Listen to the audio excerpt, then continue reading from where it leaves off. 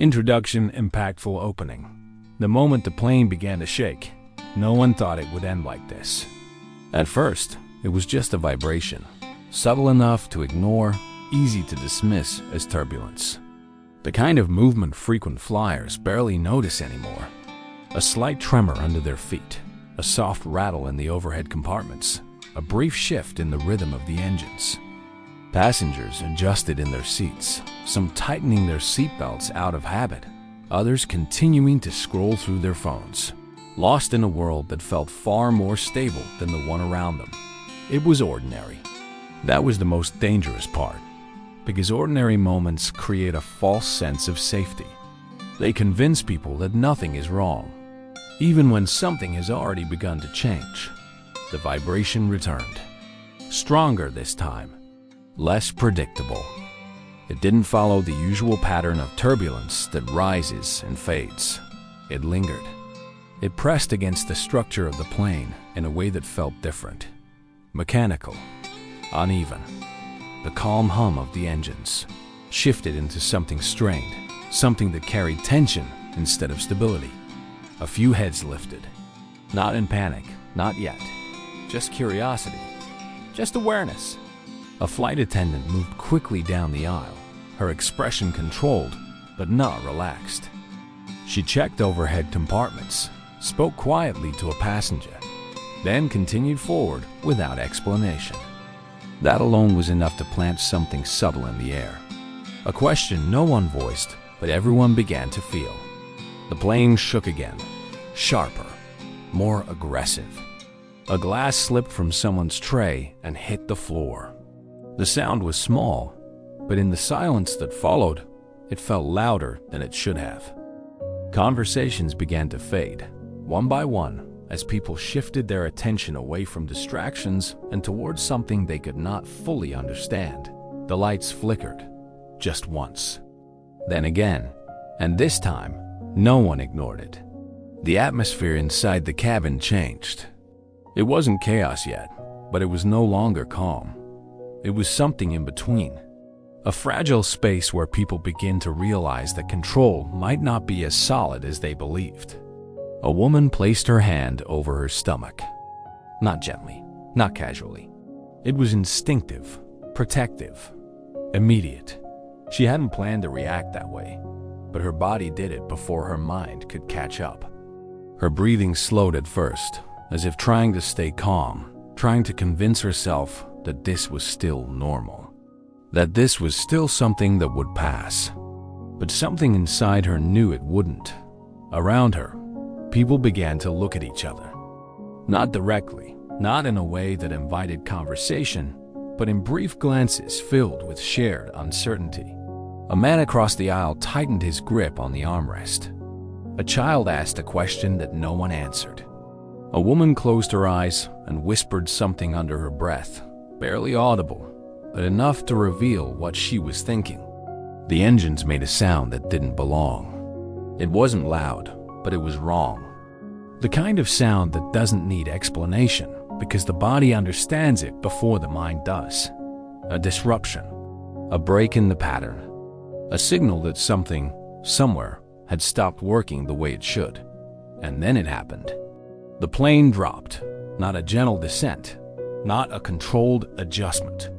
A sudden, violent loss of altitude that tore through the cabin without warning. Bodies lifted from seats for a fraction of a second before slamming back down. Screams erupted instantly, raw and uncontrolled, breaking through every layer of composure people had tried to maintain. Oxygen masks fell from above. Some grabbed them immediately. Others froze, staring at them as if unsure what to do. Instructions were being shouted, but they blurred into the chaos. Panic doesn't process information. It reacts. The woman held her stomach tighter. Her breath was no longer controlled. It came in short, uneven bursts, each one carrying fear she couldn't suppress. Her mind raced, not with logic, but with instinct. Protect. Survive. Hold on. She wasn't thinking about herself anymore. Every movement, every reaction was centered on something deeper. Around her, the cabin lost all sense of order. People called out to each other. Some prayed out loud, their voices shaking, their words desperate. Others tried to reach for loved ones sitting just out of arm's length.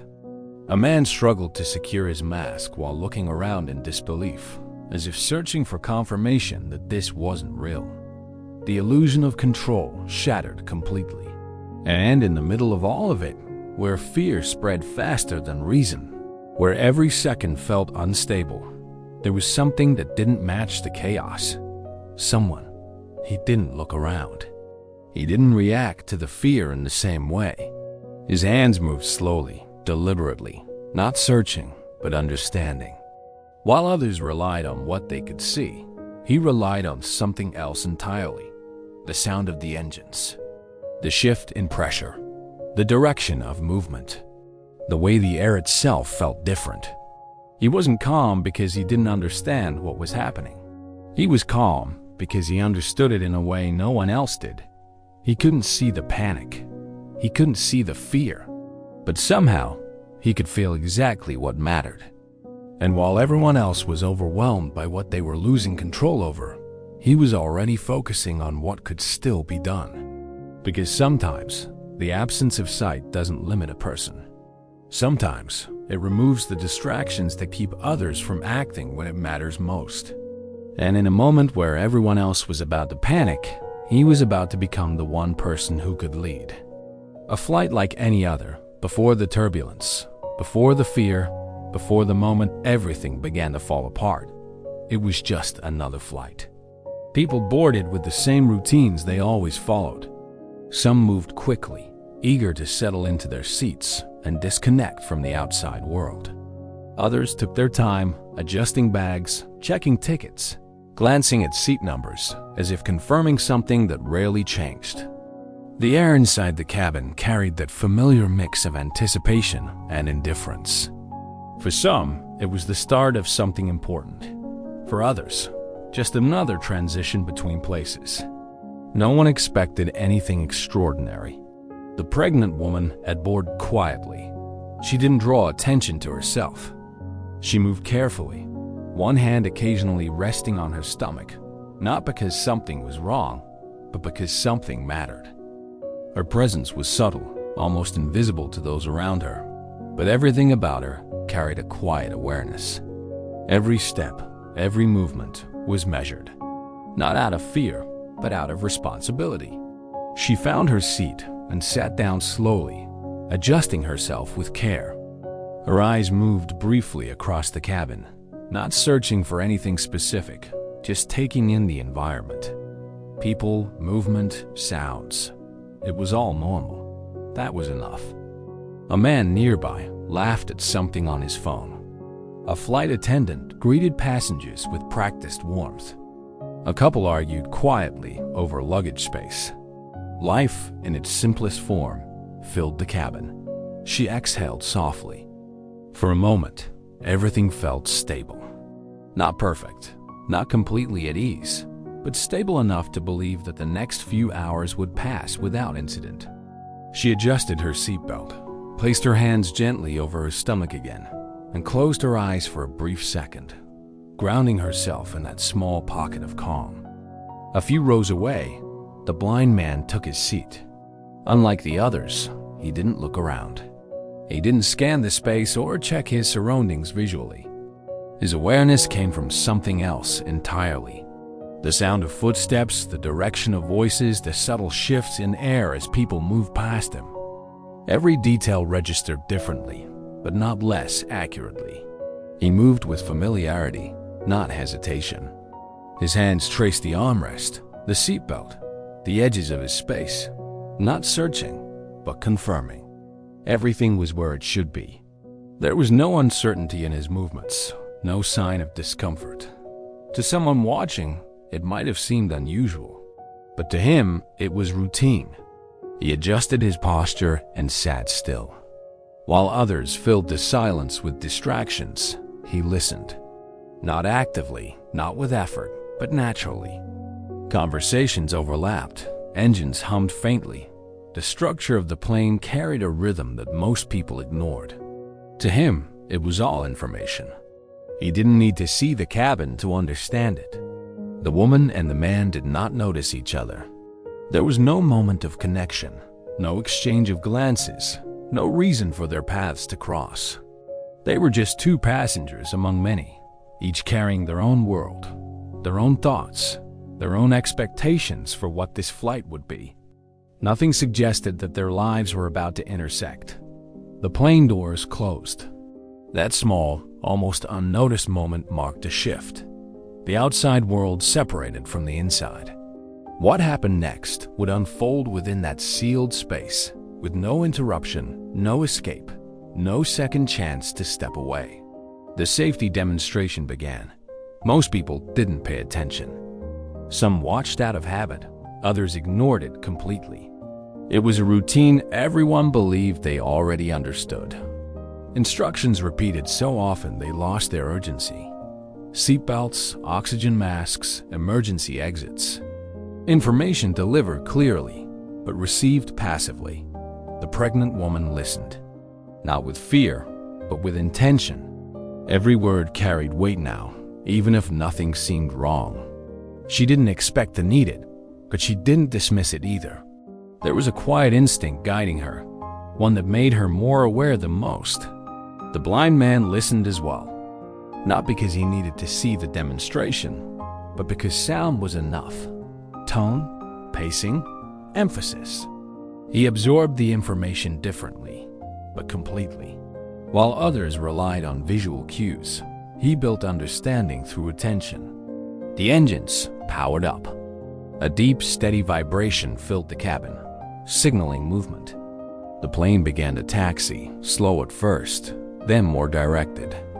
Conversation softened. Attention shifted.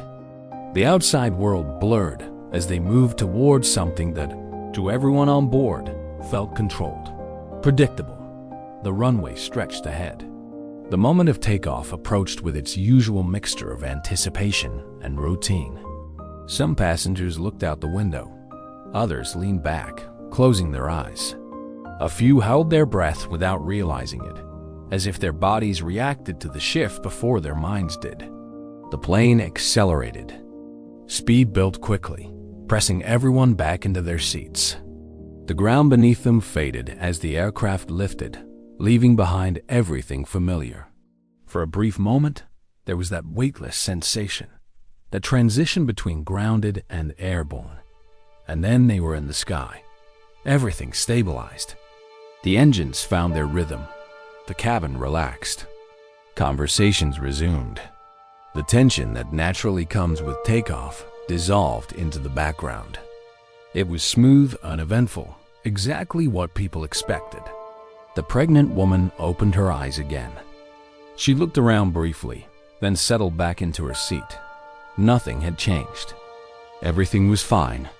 The blind man remained still, listening, present, aware. To everyone on that plane, it was just another flight. Routine, safe, predictable. And that is what made what came next so impossible to prepare for. Because the most dangerous moments are not the ones that announce themselves.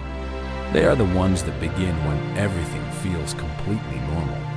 The first sign something is wrong, it didn't begin with panic.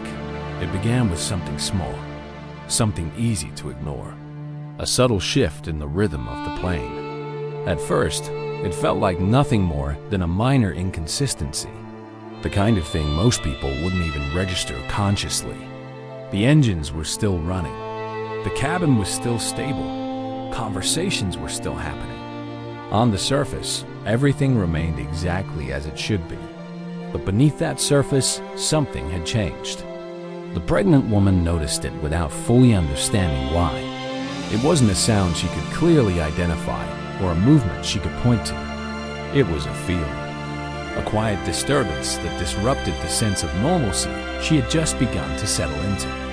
Her body reacted before her mind did, a slight tension forming in her shoulders, her breathing adjusting almost imperceptibly. She looked up, not quickly, not with alarm, but with curiosity. Her eyes moved across the cabin again, searching for something that might explain what she felt, but nothing stood out. People were still talking. A flight attendant passed by with a calm expression. A man laughed softly at something he was watching.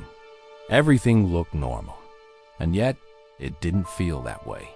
A few rows away, the blind man tilted his head slightly. Not enough for anyone to notice, but enough to indicate that something had caught his attention. For him, the world was not built on what could be seen, but on what could be sensed.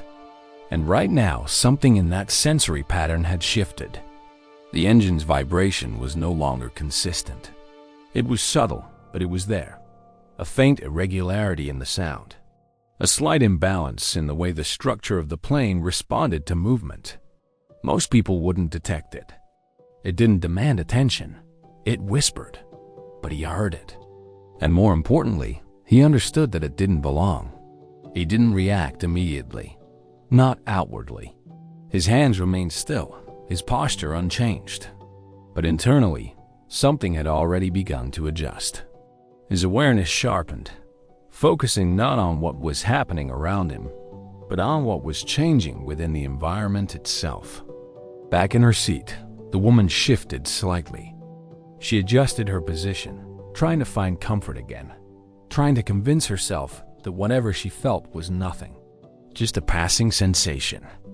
Just her body reacting to the unfamiliar experience of flying while carrying something so important. She placed her hand over her stomach again. This time, it stayed there longer.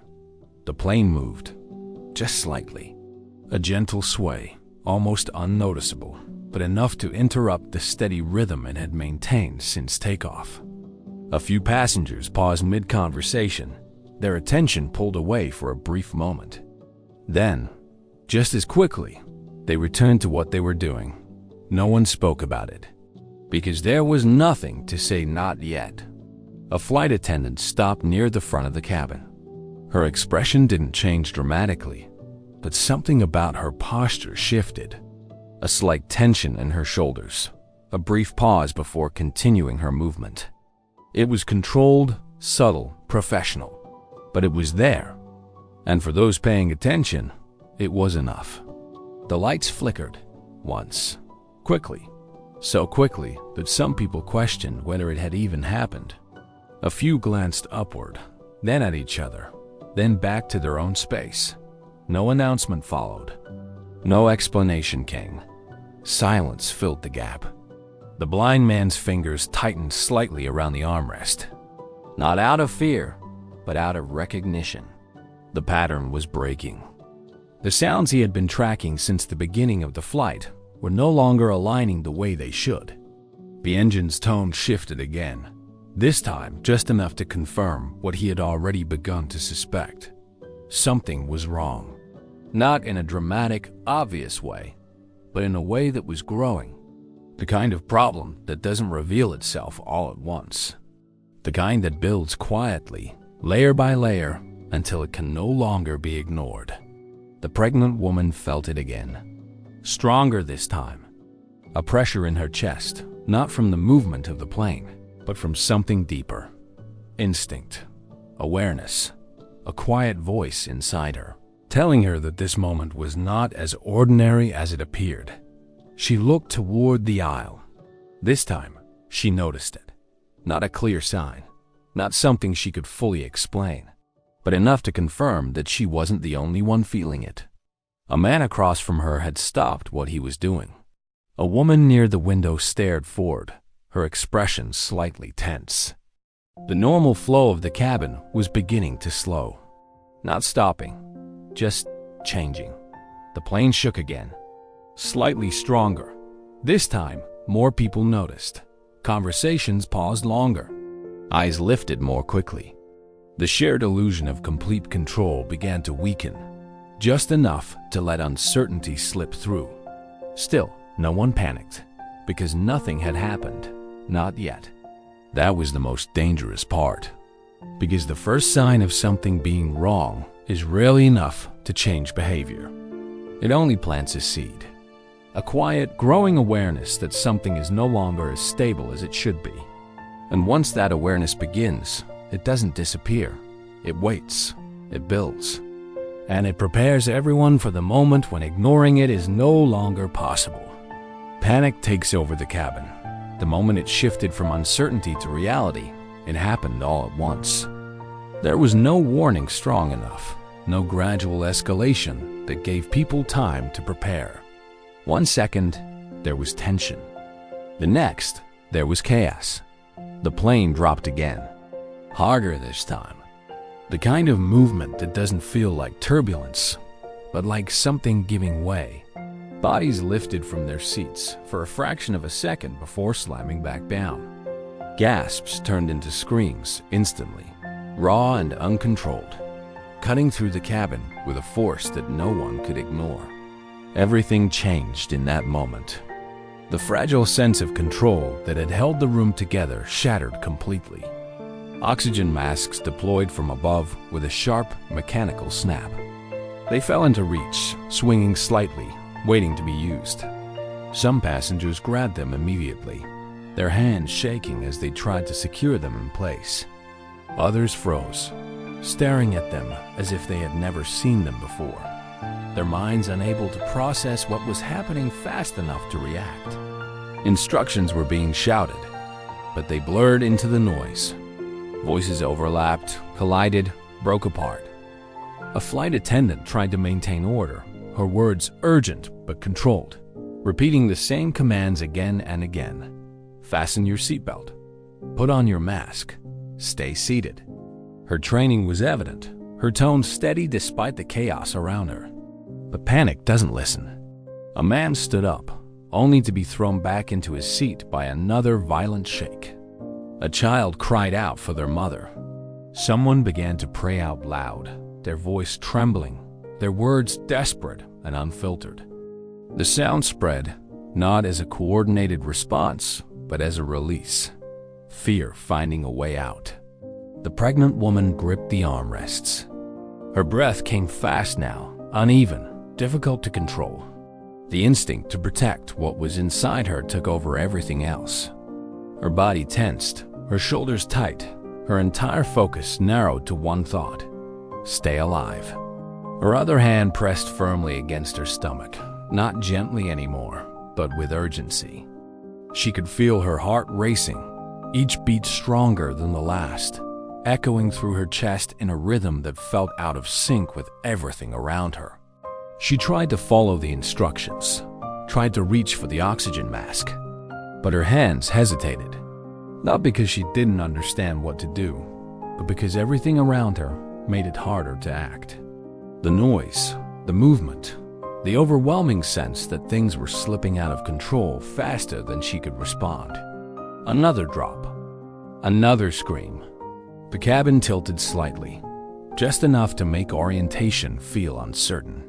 The floor no longer felt stable beneath her feet. The air itself felt different, thinner, heavier, harder to trust. People were no longer thinking. They were reacting. Instinct replaced logic. Fear replaced structure. Every person in that cabin was fighting their own version of the same battle, trying to regain control in a situation that refused to give it back. And in the middle of it all, where panic consumed everything it touched, there was still one presence that did not follow the same pattern. The blind man didn't reach blindly for anything. He didn't turn his head searching for visual confirmation. He didn't react to what he couldn't see. Instead, he focused. The chaos around him became information. The direction of the screams told him where people were losing control. The shifting weight of the plane told him how it was moving. The change in air pressure, the sound of objects hitting surfaces, the rhythm of the engine struggling to stabilize. He processed everything differently. While others were overwhelmed by the intensity of the moment, he was breaking it down, separating noise from meaning, identifying what mattered and what didn't. His hands moved, not frantically, not in panic, deliberately.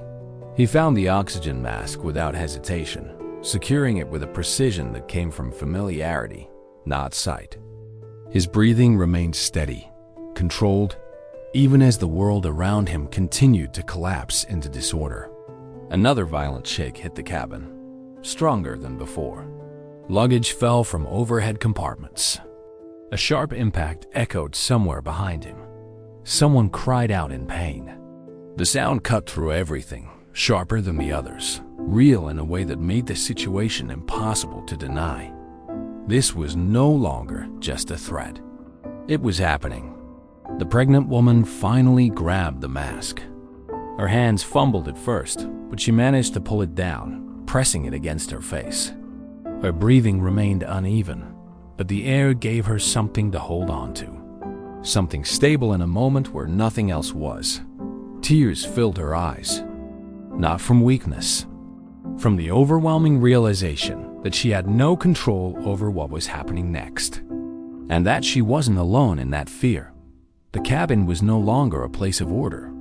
It was a storm of voices, movement, and desperation. Every second stretched longer than it should. Every sound carried more weight than it ever had before. The line between control and chaos had disappeared completely, leaving nothing but reaction in its place. And still, in the center of it all, the blind man remained grounded, not untouched by the fear, but not consumed by it. Because while others were trying to escape the moment, he was already preparing to face it. The most unexpected presence in the middle of chaos. People look for something to hold on to. A voice, a direction, a sign that someone knows what to do. But in that cabin, surrounded by fear and confusion, no one was in control. Not truly. Instructions were being shouted, but they were getting lost. Movements were being made, but they lacked coordination. Every person was acting for themselves, trying to survive the moment without understanding how. Except one. The blind man remained still for a brief second longer. Not frozen, not overwhelmed, focused. While panic spread outward, he moved inward, filtering everything he was receiving, narrowing it down to what mattered most. The noise, the movement, the pressure changes, the rhythm of the aircraft. It all came together in a way that gave him something others didn't have: clarity. He adjusted his position slightly, grounding himself against the seat, feeling the vibration through his body. The instability of the plane was no longer just a sensation. It was a pattern, one that told him more than sight ever could. People around him were reacting to what they saw. He reacted to what was real. Another violent shake hit the cabin, followed by a sharp metallic sound from somewhere deeper in the aircraft. The structure groaned under stress, a low, strained noise that most people would interpret as fear. He interpreted it as information. Something had failed. Not completely, not yet, but enough to change everything that would happen next. A voice near him cried out, high and uncontrolled. Someone else began to hyperventilate, their breathing rapid and uneven. A child screamed again, louder this time, the sound cutting through the air with desperation. The blind man turned his head slightly, not toward the loudest sound, toward the most important one. There, a different rhythm, short, strained breaths. Closer than the others, the pregnant woman. He didn't know who she was. He didn't know her story, but he could hear her fear in a way that stood apart from the rest. Not louder, deeper, more fragile. He reached out, not blindly, not searching in panic, but with measured intention. His hand moved across the space between the seats, navigating through the narrow distance until his fingers made contact with something. Her arm. She flinched at first. The sudden touch, unexpected in the middle of everything, sent a sharp reaction through her body. Her eyes turned toward him immediately, her breath catching for a second as confusion mixed with fear. But he didn't pull back. His grip wasn't tight, not forceful, just present, grounding.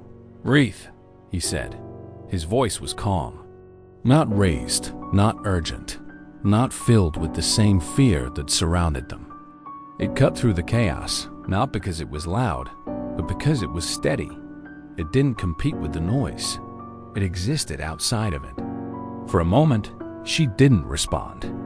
Her breathing was still uneven, her mind still overwhelmed. But something about the tone of his voice reached her in a way nothing else had. It wasn't instruction in the way the others were shouting. It was direction without pressure. "Slow," he continued. She tried. At first, it didn't work. Her breath still came too fast, too shallow.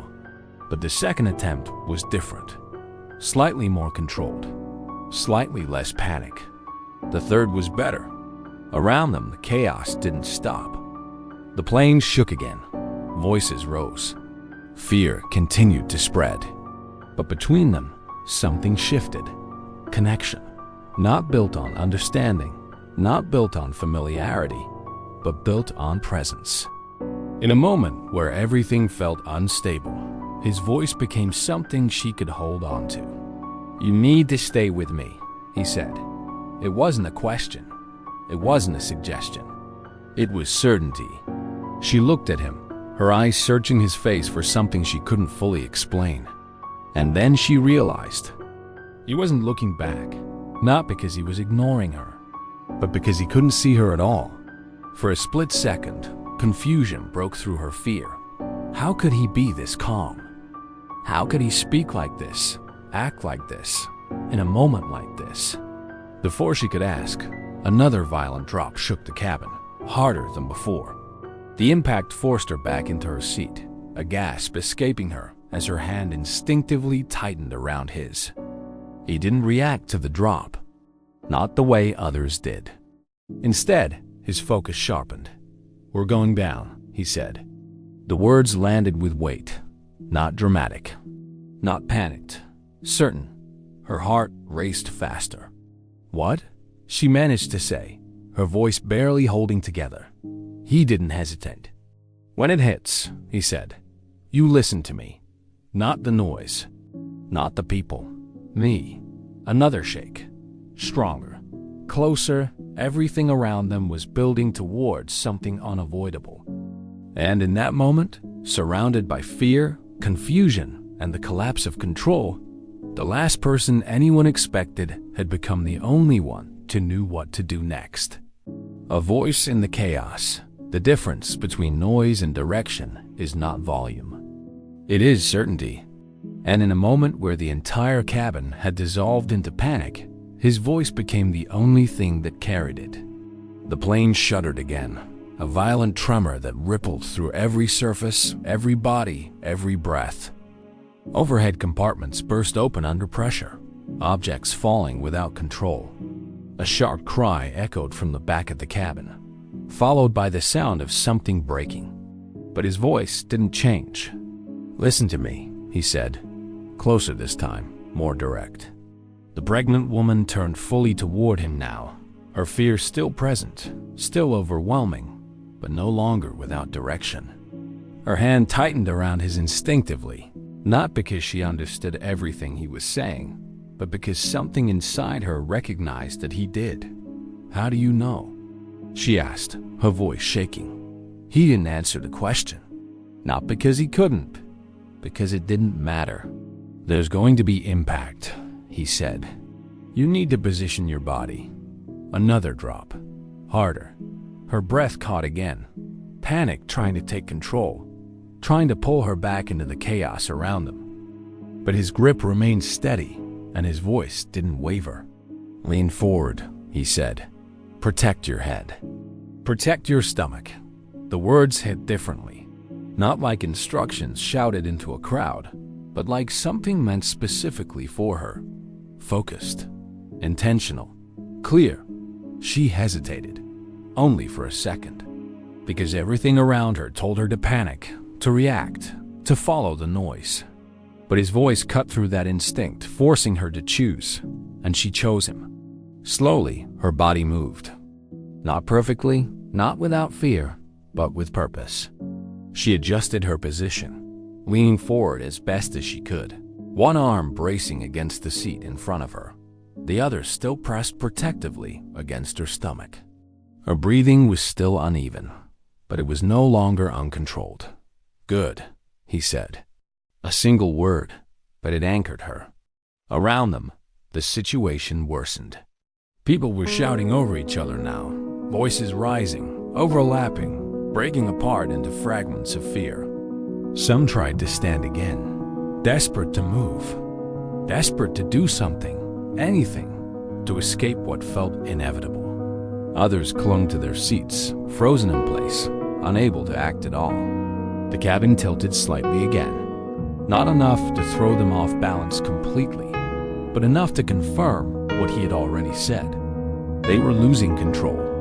The blind man adjusted his position as well. His movements were precise, controlled, almost methodical. He braced himself, aligning his body with the direction of the plane's movement, not fighting it, but working with it. His understanding of what was happening wasn't based on sight. It was based on interpretation. Every sound told him something. The engines were no longer stable. The airflow had changed. The structure of the plane was under stress in ways that could not be corrected. And most importantly, time was running out. He turned his head slightly again, listening beyond the immediate chaos, counting, not seconds, patterns, the rhythm of descent, the intervals between drops, the way the pressure shifted with each movement. All of it led to one conclusion. Impact was close. "We don't have much time," he said.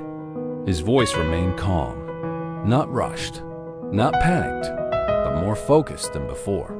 The pregnant woman felt it too now, not through analysis, through instinct. That deep, undeniable sense that something was about to happen, something that could not be stopped, only endured. Her eyes filled with tears again, not from confusion this time, from realization. "I can't," she whispered, her voice breaking. He tightened his grip slightly. "You can," he said. No hesitation, no doubt. "You don't need to control what's happening," he continued. "You just need to get through it." Another violent shake, the strongest yet. The sound that followed was different. Not just movement, not just stress. Something deeper, something final. The cabin lights flickered rapidly now, struggling to stay on. The noise reached a level that blurred into something almost unbearable. Every sense was overwhelmed at once, every signal pushing the body into survival mode. And still, his voice remained. "Stay down," he said. "Don't move when it hits," she nodded, even though he couldn't see it, even though the gesture was lost in the chaos. Because in that moment, it wasn't about being seen. It was about trusting. Her body tensed, braced, every muscle preparing for something she couldn't fully imagine but knew was coming. And just before it happened, just before the moment everything changed, he spoke one last time. "Hold on. No fear. No hesitation. Just certainty." And then, everything collapsed. The woman who couldn't run, the impact, didn't feel like a single moment. It felt like everything happening at once. A violent force tore through the plane, crushing silence and sound into one overwhelming collision. Metal screamed under pressure. Seats jolted forward. The entire structure twisted as if it were being pulled apart by something invisible and unstoppable. The pregnant woman didn't scream. She couldn't. The air was knocked out of her chest the instant the plane hit. Her body slammed forward against the position she had just taken, her arms tightening instinctively, protecting what mattered most. Pain shot through her, sharp and disorienting, but it barely registered compared to the shock of the impact itself. For a second, there was nothing, no thought, no reaction, just force. Then everything rushed back at once. Sound returned first. Not clearly, not in a way that made sense, but as fragments. Distant cries, the crackling of something burning, the groan of metal shifting under pressure. Each noise felt disconnected, like pieces of a reality that hadn't fully settled yet. Then came sensation. Her body ached, every part of it responding to what had just happened. Her hands trembled slightly, still locked in place from the position she had held. Her breathing struggled to find rhythm again, shallow at first, then uneven. And then came awareness. She was alive. The realization didn't bring relief, not immediately, because survival, in that moment, wasn't enough to feel safe. She slowly lifted her head. The cabin was no longer a cabin. It was broken. Parts of it were unrecognizable. Seats had shifted. Some were torn from their place. Debris covered the floor, scattered without pattern. The clean, controlled environment from before was gone, replaced by something raw, unstable, and dangerous. Smoke filled the air. Not thick enough to blind, but enough to sting. Enough to make breathing harder. Enough to remind her that whatever had just happened was not over. Her hand moved instantly to her stomach. A sharp breath escaped her as she pressed against it, checking, searching for any sign that something was wrong. Her mind raced ahead of her body, filling the silence with fear she couldn't confirm yet. Please. The word didn't leave her lips. It stayed inside, but it carried more weight than anything she could have said out loud. A sound nearby pulled her attention back. Movement. Someone shifting. Someone alive. She turned slightly, her vision still adjusting, her mind still trying to catch up with everything at once. And then she remembered. Him. Her eyes searched quickly now, scanning the broken space around her, not with calm, but with urgency. The chaos had separated everything. The structure that once held them in place no longer existed in the same way. People were scattered, disoriented, some moving, some still. For a brief second, fear changed direction. Not just for herself, for the one person who had been there when everything fell apart. "Hey," she called out, her voice weak, strained, barely carrying. No response. Panic tried to rise again. Faster this time. Different. Because now it wasn't about what might happen. It was about what already had. She tried to move. Her body resisted. Pain responded immediately, sharp enough to stop her before she could push too far. Her position shifted slightly, but not enough to stand, not enough to escape. The reality settled in quickly, heavy and unavoidable. She couldn't run, even if she wanted to. Even if everything inside her told her to get up, to move, to find a way out of the wreckage around her, her body wouldn't allow it. Not without risk. Not without making things worse. She was trapped. Not completely, but enough. Her breathing picked up again, not as chaotic as before, but filled with urgency. Her eyes moved faster now, scanning, searching, trying to make sense of a space that no longer followed any order. A flicker of movement caught her attention. Closer this time. A figure shifting through the wreckage. Not fast, not panicked, deliberate. Her focus locked onto it, and then she saw him, the blind man. He was on his feet, unsteady, but standing. His movements were careful, calculated, his hands moving through the space in front of him, not searching blindly, but navigating. Each step placed with intention, each motion guided by something deeper than sight. For a moment, disbelief cut through everything else. How? The question formed instantly, but had no time to settle, because he was already moving toward her. Not directly, but accurately. He stepped over debris, adjusted his path around obstacles he couldn't see, responding to the environment through sound, through space, through awareness that didn't depend on vision. "Stay where you are," he said. His voice was different now, still calm, but heavier, grounded in reality. She didn't argue. She couldn't, because in that moment, surrounded by destruction, unable to move, unsure of what would happen next, he was the only thing that felt certain, the only thing that felt stable. And as he moved closer, navigating a world he could not see, one truth became impossible to ignore. The one person who couldn't rely on sight was the only one who knew how to find her. The moment everything collapses, the crash had already happened. But the danger hadn't ended. It was still unfolding. The wreckage around them shifted with a low, unstable groan, as if the remains of the plane were still deciding whether to hold together or give in completely. Pieces of metal bent under pressure, small fragments sliding across the floor with every subtle movement of the structure. The impact had not been the end. It had only been the beginning of everything that could still go wrong. The pregnant woman felt it before she fully understood it. A vibration beneath her, not from the engines. From the wreck itself, unstable, alive in the worst possible way. Her breathing tightened again as her eyes scanned the space, noticing things she hadn't processed before. A torn section of the cabin wall, a jagged edge of metal hanging at an unnatural angle, the faint flicker of something glowing further down the aisle. Fire. Not large, not yet, but enough. Enough to change everything. "We need to move," the blind man said. He had reached her now, his presence close, his hand finding the edge of her seat before shifting toward her arm again. His grip was firm, steady, grounding her in a moment where nothing else felt stable. "I can't," she said immediately.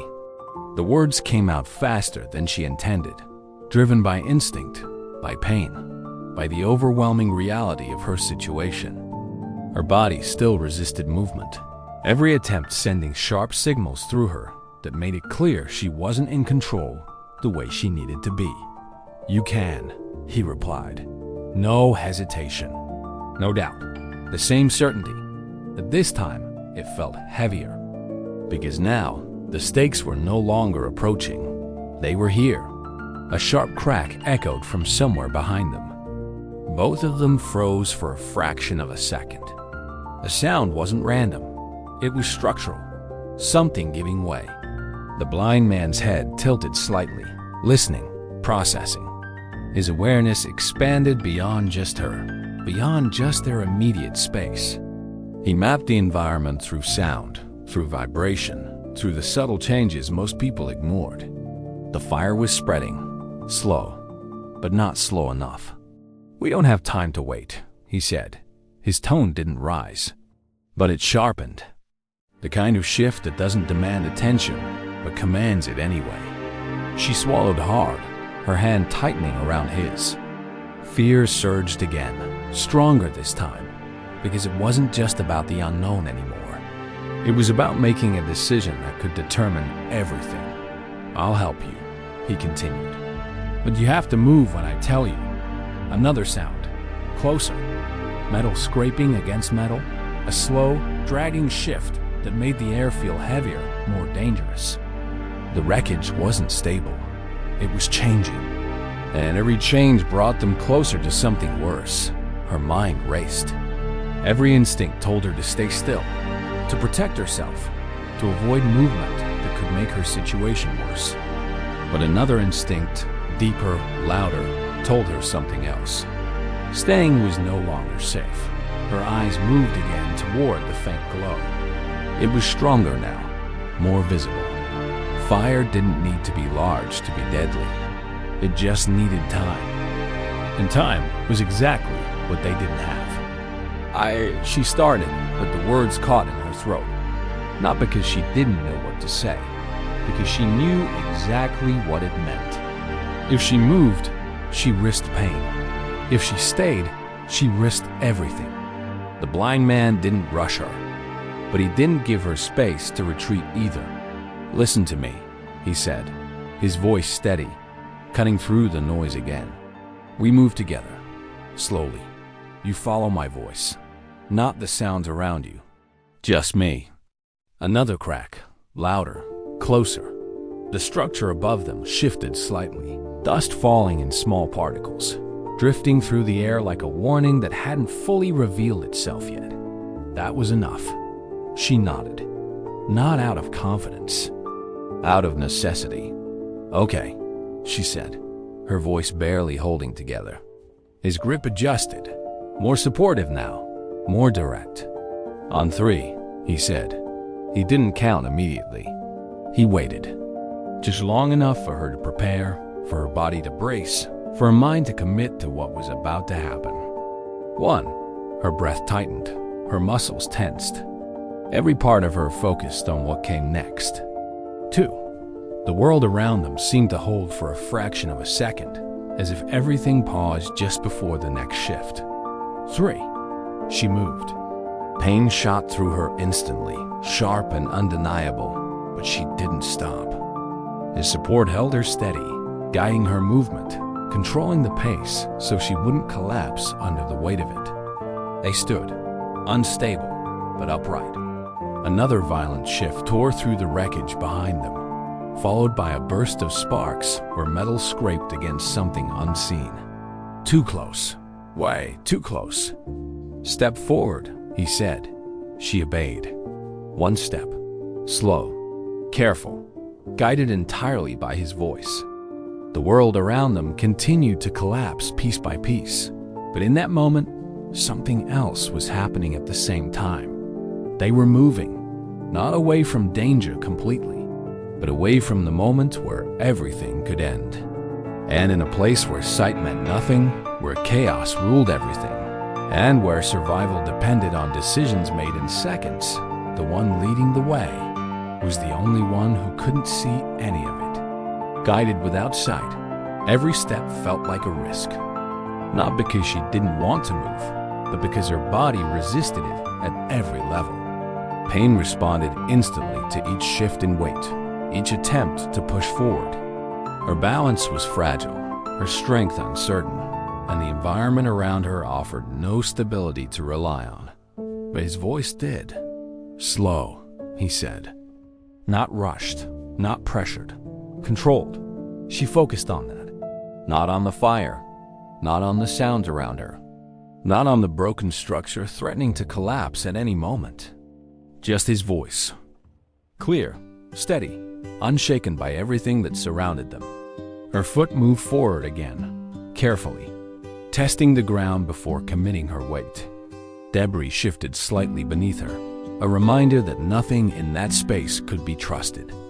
Her breath caught for a moment, her body tightening instinctively. Stop, he said immediately. She froze. Not because she understood what was wrong, but because she trusted that he did.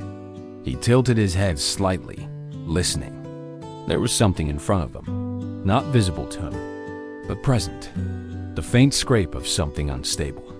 The subtle difference in how sound moved through that space. A disruption in the pattern he had been following since the moment they stood up. There's something in front of you, he said. Lift your foot higher. She hesitated for a fraction of a second, then obeyed. Her leg rose slightly more than before, clearing what she couldn't see. When her foot came down again, it landed on a surface that felt more stable, more solid than the debris behind her. Good, he said, a single word, but it carried weight, because it meant progress. Around them, the wreckage continued to shift. The fire was growing, not rapidly, not out of control yet, but steadily. The faint glow had become more visible, flickering against the broken surfaces of the cabin. The air was heavier now, carrying the first signs of heat that would soon become something far more dangerous. A distant voice called out for help. Another answered. Survivors. Some moving, some trapped, some still trying to understand what had happened. The pregnant woman turned her head slightly toward the sound, instinct pulling her attention away from him for just a second. Stay with me, he said immediately, not louder, but firmer, the kind of tone that brings focus back without needing to demand it. She turned back. Her grip on him tightened again. Another step, then another. Each one slower than the last, but more intentional. Her body was adjusting, not to the pain, but to the rhythm he was creating. A pattern she could follow, a direction she could trust. How do you know where to go? She asked, her voice still strained, but steadier now. He didn't answer right away, because the answer wasn't simple. I listened, he said finally. 2 words, but they carried more meaning than she expected. He wasn't guessing. He wasn't moving randomly. He was building a path in real time, using everything around him to guide them forward. The way sound bounced off surfaces, the direction of airflow, the shifting weight of the wreckage beneath their feet. Things most people would never notice, things most people wouldn't even think to rely on. But for him, it was everything. Another crack echoed through the structure. Closer this time. The ceiling above them shifted slightly, a low groan following as if the entire frame was under strain it could no longer handle for much longer. "We have to keep moving," he said. No hesitation, no pause. The urgency was there now, not in panic, but in precision. He understood what was happening around them, and more importantly, how little time they had before it became something they couldn't escape. She nodded again, even though he couldn't see it. Her focus locked completely onto him now. The fear was still there. The pain was still there. But something else had taken its place at the center of everything. Trust, not built over time, not earned through history, created in the middle of chaos because there was no other option. And sometimes, that kind of trust is stronger than anything built slowly. They moved again, step by step, through debris, through instability, through a space that no longer resembled anything safe or familiar. And with every step, one truth became clearer. Sight would not get them out of this. Panic would not get them out of this. Strength alone would not get them out of this. What would get them out was the one thing no one expected to matter most: the ability to sense what others could not, to focus when others broke, to move forward when everything said to stop. And in a place where vision meant nothing, the one who had none was the only one who could truly see the way out. A life saved, a truth revealed. They didn't realize when they crossed the line between danger and survival. There was no clear moment, no signal, just a gradual shift. The air changed first. Less heat, less smoke, then the sounds. The crackling fire faded behind them, replaced by something else. Wind, distant voices, movement that didn't carry the same weight of collapse. They were out, not far, but far enough. The pregnant woman's legs gave out before she fully processed it. Her body, held together by adrenaline and focus, finally released the tension it had been carrying. She dropped to her knees, her breath breaking as everything caught up to her at once. She was alive. He knelt beside her, still steady, still present. "Stay with me," he said again, softer this time, not guiding her anymore, keeping her grounded. Her hands moved immediately to her stomach again, her breath catching as fear returned for a different reason now. She pressed gently, searching, waiting, hoping. A moment passed, then another, and then relief, not loud, not overwhelming, but real. Tears filled her eyes instantly, falling without resistance now, not from fear, but from the release of it. Her shoulders shook slightly as everything she had held back finally found its way out. She looked at him, really looked this time, and for the first time, the reality of who had saved her fully settled in. "You," she tried to speak, but the words didn't come easily. There were too many, none of them enough. He didn't need them, he didn't ask for them. He simply sat there, calm, grounded, as if what he had done didn't require explanation. "You saved us," she said finally. "Not just her, us." He shook his head slightly, not in denial, in understanding. "I just listened," he said. The same words. But now, they meant something deeper. Because what he had done wasn't about strength. It wasn't about control. It wasn't about being fearless. It was about something far more rare. Clarity in the middle of chaos. The ability to focus when everything else collapses. The willingness to act when others freeze. Around them, people began to gather. Survivors. Voices filled with disbelief, relief, emotion that hadn't yet found words. Some helped others. Some stood in silence, staring back at what remained of the crash, trying to understand how they had made it out. But for her, everything centered on one truth. The person no one would have expected to lead was the one who made survival possible. And in that moment, one realization became impossible to ignore. Seeing is not what allows someone to lead. It is not what allows someone to save. It is not what allows someone to change everything. Because in the moment that mattered most, the one who couldn't see the world was the one who understood it better than anyone else.